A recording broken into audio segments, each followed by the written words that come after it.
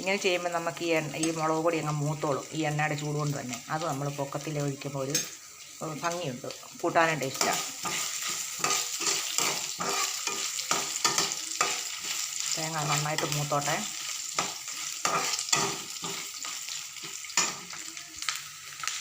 നമ്മുടെ തേങ്ങ നന്നായിട്ട് മൂത്തിട്ടുണ്ട്. ഇനി നമുക്ക് ഈ വേവിച്ച് വെച്ചിരിക്കുന്ന ഇതൂടെ അങ്ങോട്ട് ഇടാം. കൂണും കിഴങ്ങും ഉള്ളിയും കൂടെ വേവിച്ചാണ് പച്ചവെള്ളം അരിഞ്ഞിട്ട്. ഒട്ടും വെള്ളമില്ല. വെള്ളമില്ലാതെ വെച്ചാലേ കറിക്ക് ടേസ്റ്റ് കിട്ടുള്ളൂ. എന്ന് വെച്ചാൽ കൂടിനകത്ത് വെള്ളം ഉള്ളതാണ്.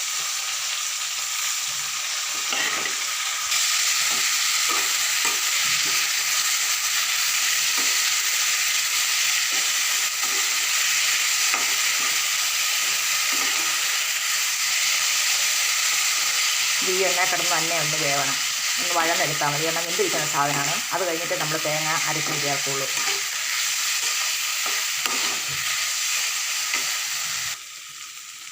കൂണും എല്ലാം കൂടെ ഒന്ന് വഴന്നത് നന്നായിട്ടായിട്ടുണ്ട്.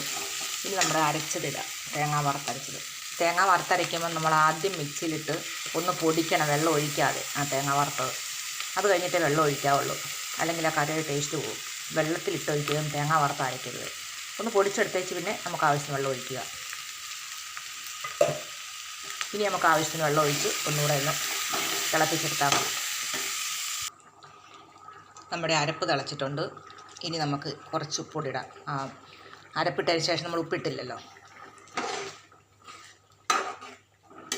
ഇത്രയും മതി. വേണ്ടിയവർക്ക് ഒരു തക്കാളിയും കൂടെ ചേർക്കാം കേട്ടോ. ഞാൻ ചേർക്കാഞ്ഞിട്ടാണ്. കൂടിനങ്ങനെ ഒരുപാട് സാധനങ്ങൾ ചേർത്ത് അതിൻ്റെ ഗുണം കളയണ്ടല്ലോ എന്ന് എഴുതിയ. ഇറച്ചിക്കറി വെക്കുന്ന പോലെ തന്നെ വെക്കാം.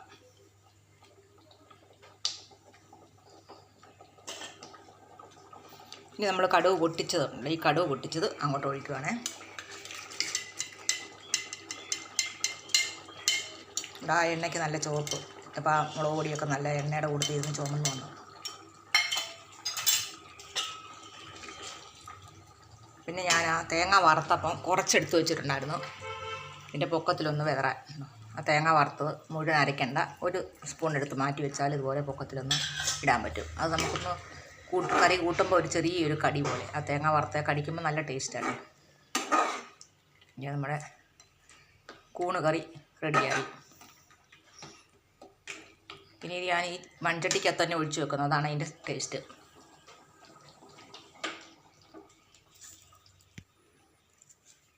ഇനി ഇത്തിരി പച്ച കരിവേപ്പിലയും കൂടെ എൻ്റെ പൊക്കത്തിലിട്ട് വെച്ചാൽ മതി.